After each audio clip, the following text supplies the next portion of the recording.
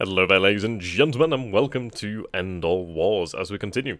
So, this has been a long time in motion, I can understand that. Trust me, things have come up for both of us, for all of us, and personal life does come first. So at the end of the day, we are here once again, and we are going to see the conclusion of the turn. So, we are the Central Powers. Obviously, for those who are following my side, from my perspective, you will see the turn resolution, and in the later episodes you will see the turn resolution from the Historical Gamer and from Tortuga Power. So, we'll go over a quick recap over here. So we do have forces behind enemy lines over here. We do have the Army Corps here, led by Karl Ludwig de Elsa. We have about 2 divisions there and some artillery, so a good few men. Yeah, about 25,000 men, 26,000 men there roughly. We do have different corps moving as well. And we are basically pushing to Belgium. We have managed to secure some locations over here in Ghent. Now, the idea of what I'm trying to do here is I'm going to try to push towards Boulogne and actually try to capture the coast here, so Picardy, in a nutshell, so that we can actually establish ourselves there in a good, solid position. We also do have to contend with a French counter-offensive over here in Alsace-Lorraine, which is going to be somewhat... it's going to have a bite. It's definitely going to bite us. But we are going to try and deal with it as best we can. Over in the east, we are facing a Russian offensive, a great Russian offensive from Poland into eastern Prussia. Though we are going to go in the offensive through Galicia with the Austro-Hungarian armies, which is going to be hopefully a superb option. In Belgrade, so around here, in Serbia, we are trying to push the offensive. We're going to try to flank them and push into Serbia itself, try to isolate Belgrade and isolate the capital of Serbia and their main army and try to defeat them in that way. We are influencing certain nations, such as, let's see, so we obviously are at war with Luxembourg. Well, actually no, Luxembourg is part of the Central Powers, obviously due to the French plan. Sorry about that, that was my bad.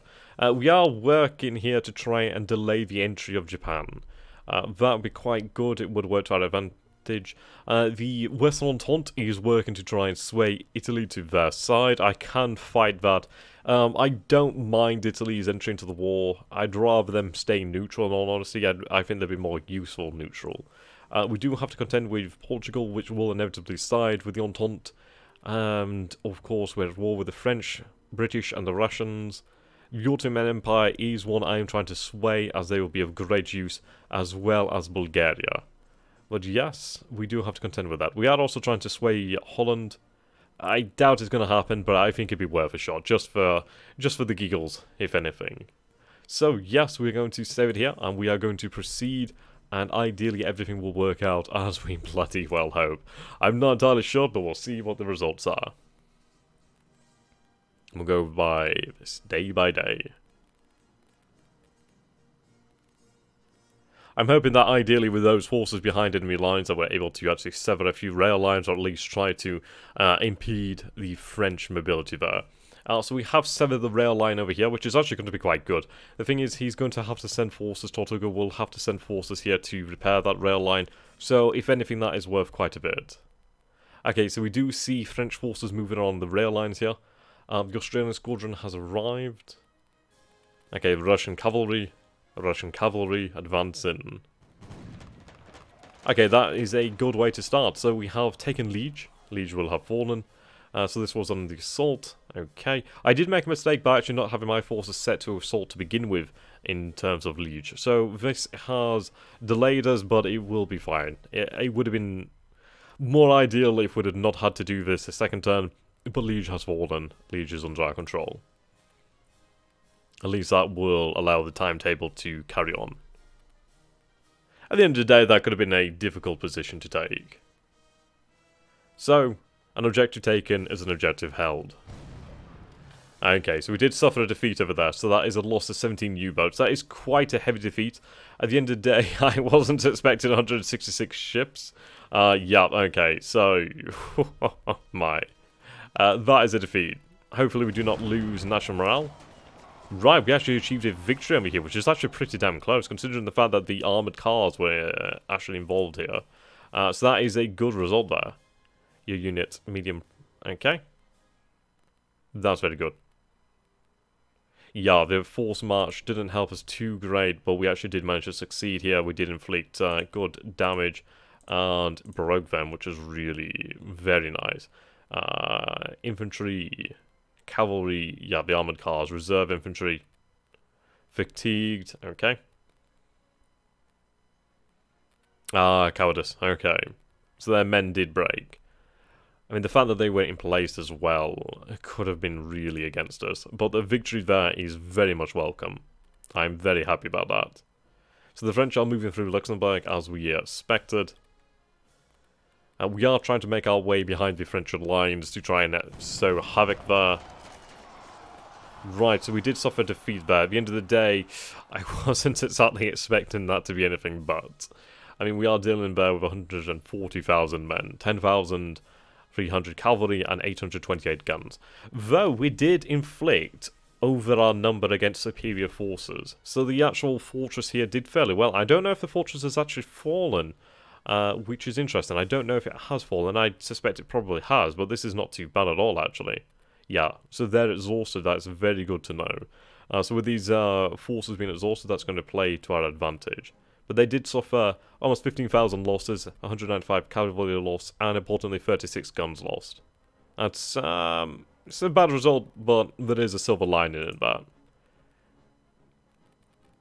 Okay, we've made it over here. Yeah, French forces we have just managed to elude. But the fact that the rail line has been cut there is going to really help us out. Right, so the historical game is making a gambit towards Breslau. Now, Breslau is a fortress city, so we do have an advantage there. Okay, and another victory at Namur. König Albert. Okay. Very light losses there. I mean, that is an insane amount of men. That is a huge portion of the German Imperial Army. I'm enjoying the victory so far. Okay, now this could go against us. Very back and forth. Very back and forth. Heavy casualties. But if we take a look at this then, so let's see here. Exhausted, so our men are exhausted, so we will have to rest them and we will have to obviously retreat here. But if we take a look at the breakdown here, we can see that we did lose 30,000, almost 31,000 infantry, which is a lot of men. That is a lot of men, don't get me wrong, these are huge numbers. But the Russians lost 29,212 men. Obviously, they have greater numbers, so they can absorb that to a degree. They lost 870 cavalry, but they lost guns. So that's the thing that we do have to bear in mind. So we did inflict pretty good losses to say that we were outnumbered. Okay.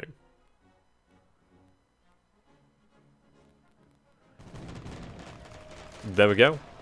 Namur has fallen. No casualties sustained, and we've made it to Dunkirk. Superb. Right, the Russians are pushing on Thorn. Now, thankfully, we do have very fortified positions in the east, so I can actually respond to that. And the thing is, if I actually move an army into this area over here, like von Hindenburg, I could actually get the drop on the Russians in quite a severe manner. So, I was actually happy that the Russians have gone on the offensive. Obviously, this could have gone better, but we were attacking a fortified position where we were expecting Russian forces. So, at the end of the day, it could have gone better. It also could have gone so much worse. Far, far worse. And the possibility was definitely there. So, I'm happy with the results there. We did lose 17 undersea Bhutan. Well, basically U-boats. But I'm not too beaten up about that. We've had mostly victories, some defeats, but the ones we've suffered defeats on we were expecting somewhat to a degree anyway. So, we'll take a look at the results of the battle line. So we have managed to push all the way to Calais, which is very interesting. I could potentially push Calais here.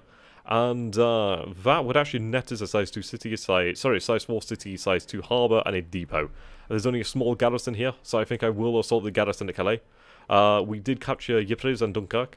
So we are in a good position here. Now basically we could completely conquer Belgium with relative ease if we do put the forces into it.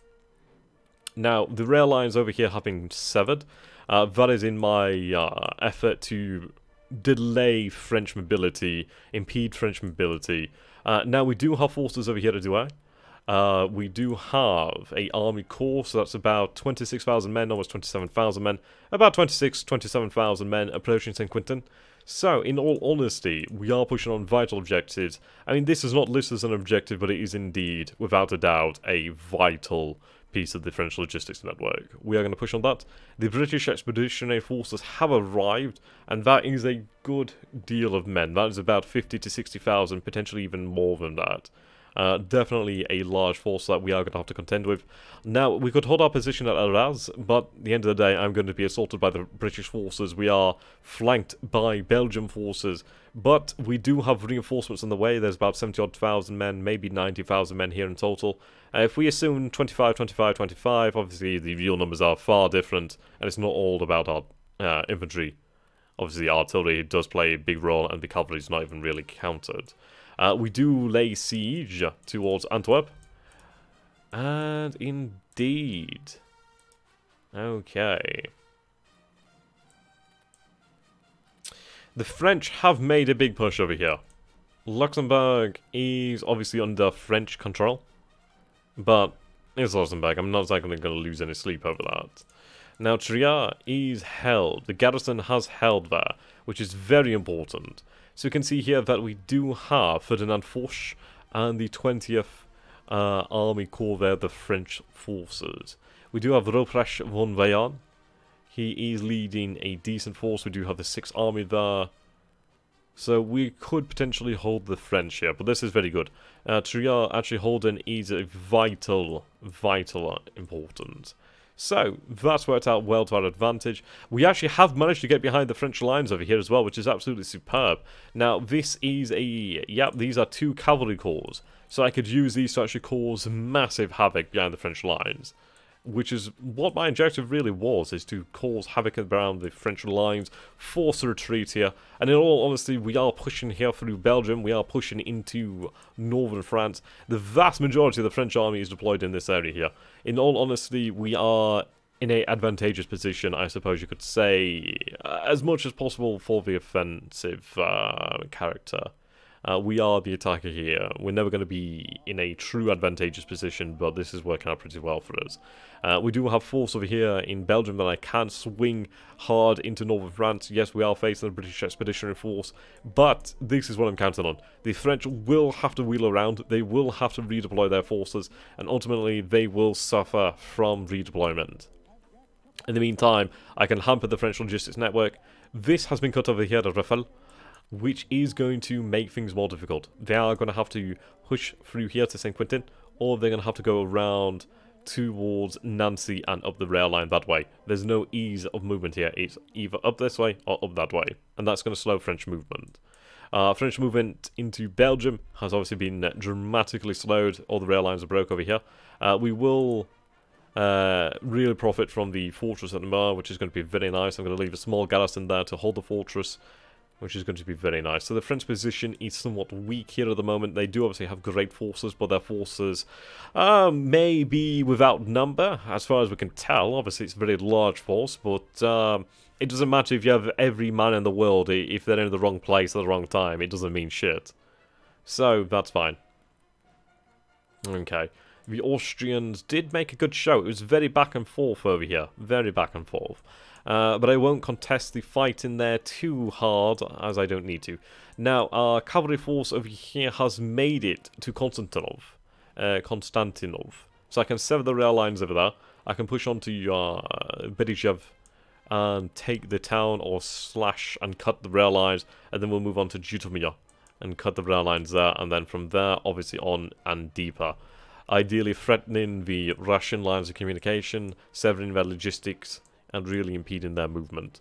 Our forces here are pushing towards Ivangorod, but the thing is, we don't have to fear too much. There's obviously a large Russian army over here at Warsaw, which is going to be a difficult army to deal with.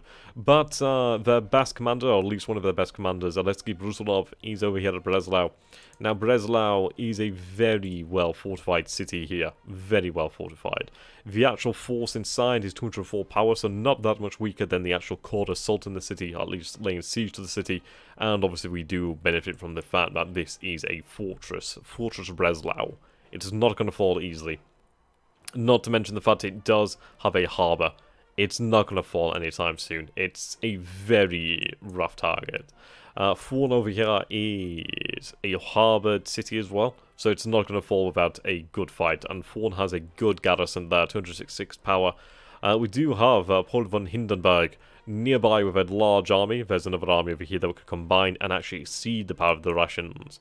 But we will not. We will allow the Russians to enter into our domain, and then we will punish them as hard and as brutally as we potentially can do. Now, there's a large army at Belgrade. Our forces have actually crossed over here to Loznica in Serbia. We do have support forces over here, but basically we need to make our way through the Serbian army over here, which is only made up of 2 divisions and some supplies, so no issues there. We do have enough force to dispatch that quite easily. We are pushing over here to flank them. Okay, now naval movements we haven't seen too much of. Whoops, I went off the map there. Okay. Obviously we do not have the Ottoman Empire as of yet, so no action over this way. Over in the wider world, we continue to hold our position in Africa, as in all honesty we cannot make any offensive position. We can't go on the offensive, it's simply not a possibility for us. Okay, I am trying to rescue my naval forces as much as possible. Now here they are. So Maximilian von Spee, he has actually outmaneuvered the Grand Fleet over here. And if they can make it to port, that's going to be useful. Now, I'm going to assume that this is a raiding force that may be, in fact, the battle cruisers. Do we have sight of the battle cruisers? We have battleship squadrons, we have armoured cruisers, but we do not sight the battle cruisers. So the battle cruisers are off the coast here. Now, depending on the time it will take us for this movement, and depending on where the main fleet is, the High Seas Fleet, we actually might be able to sally out from the German Bight, from Hiegerland and Wilhelmshaven, and potentially deal a devastating blow to British morale by defeating them at sea, which is a potential possibility. Okay. So, ownership over here is fallen to the Russians. We will have to try to retake this rightful land of the Reich. But, overall, things aren't too bad. It's gone fairly well for us, in all honesty. I'm very happy with that result. We'll take a look at what's happened over here. Obviously, these are just tutorial. Okay, just tutorial. Right. Now we can see an actual breakdown here. Yeah, so we succeeded with the forced marches, but at the end of the day, I'm very happy that we made it. We did fail the forced march over there, but that's fine. That's very much okay. Okay, we achieved nothing at Antwerp. We actually increased support from Holland. Ah, okay, so we can see here that the Western Entente is fighting us in Holland. They do have the advantage. The Entente is working towards Greece. Now, Greece is very much, it's somewhat in favour of the Entente, but it's not going to fall anytime soon, basically. Okay. Capital has been lost.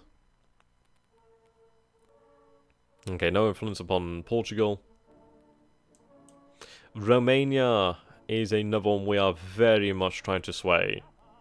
I would actually delay the entry of the Ottoman Empire if it meant I could actually nab Romania, but it's going to be difficult. It might be Bulgaria that I have to delay entry of. We'll see what we can do. I'm going to very much do my best to get Romania, but Romania is a secondary objective compared to Bulgaria. I'd rather Bulgaria than the Ottoman Empire, but I'd rather have them both. Bulgaria, mostly because of where its position is, obviously flanking Serbia to the south. It's vital. And with Bulgaria, that opens up the Ottoman Empire. And with that, is going to open up victory as we can flood Europe with reinforcements. Okay. Okay, so we can't sway the Japanese this time. We have released the guns over here at Trento, so we have fortress guns available, which is going to be fantastic. Okay.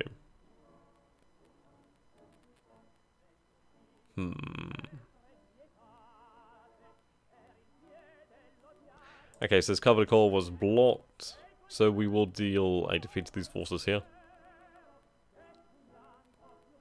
Right, so captured 40,000 rifles from the enemy over here.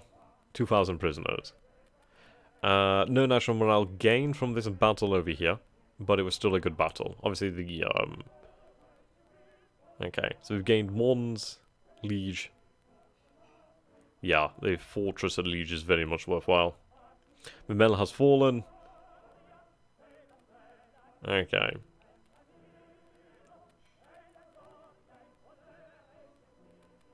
Yeah, so that was the loss of these submarines.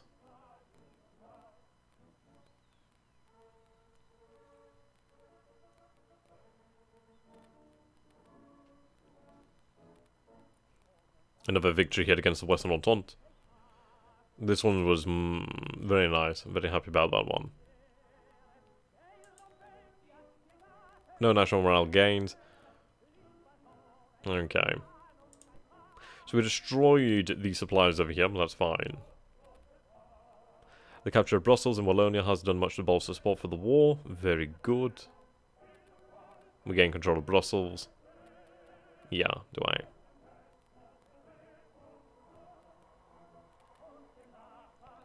We did lose the battle over here, but we actually still hold the position, so I'm very much happy about that. Right, so we failed to engage the enemy in Ghent. In the Ageod, okay.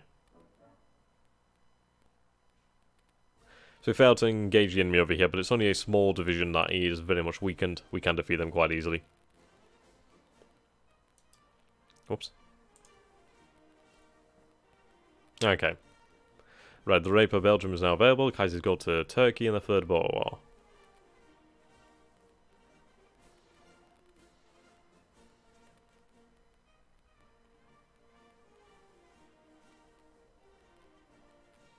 Did we gain any national morale from any victories this turn?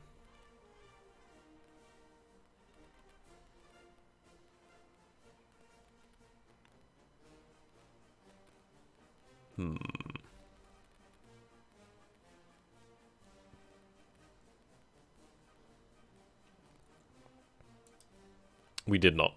Okay. We'll go to the bottom then.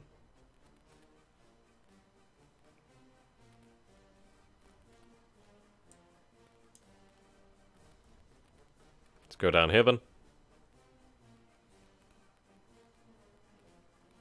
So, Sweden's moved towards neutrality, Portugal towards the Entente, Japan towards the Entente, Holland towards neutrality, Greece towards neutrality, the Ottoman Empire towards the Central Powers, the US towards the Entente. Okay, as expected. Right, and we've actually got a level of entrenchment over here.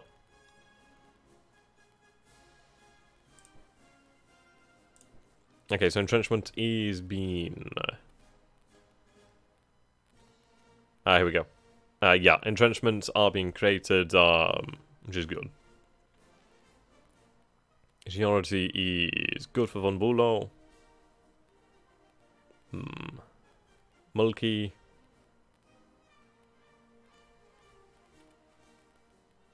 Okay. Forces are active.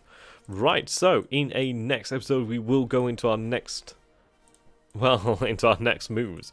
But thank you so very much, ladies and gentlemen. This has been the turn unfolding from the Central Powers perspective, and a little bit of planning there. So, until next time, thank you for watching, and do keep up with the series as we do continue. Thank you, and goodbye. Have a great day, or evening, whatever you are, whatever you're doing. Until next time, this has been XTRG. See you later.